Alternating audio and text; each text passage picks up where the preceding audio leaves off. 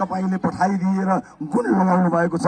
नेतृत्व जोगाउनको निमित्त विशेष गरी मलाई सुरुदेखि आजसम्म प्रत्येक मुद्दा मामिला राजनीतिक विषय होस् जुनसुकै विषय होस् हर विषयमा खडा भएर अडिग भएर सघाएकी प्रतिभा म जेलमा त परे तर बाहिर बसेर पनि जेलमै बसे जसरी सघाएर नेतृत्व जोगाउने त्यो गुण प्रतिभा रावलले लगाएकी छन्। जसको यो घर हो जसको यो ठाउँ हो। म तपाईहरुलाई यहाँकी बुहारी प्रतिभा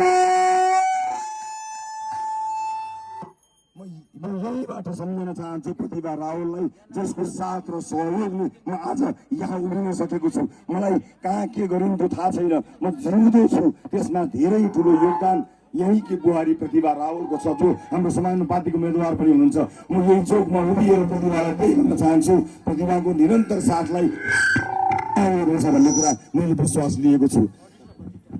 त्यो सँगसँगै अर्को युवा उम्मेदवार पनि यहाँबाट हुनुहुन्छ श्रद्धा कुँवर जसलाई हामीले समानुपातिक उम्मेदवारका रूपमा लिएर आएका छौँ। राजनीतिक चेतनामा अब्बल श्रद्धा कुँवरको उपस्थितिले यस पटकको संसद हल्लिनेछ गुल्लिनेछ।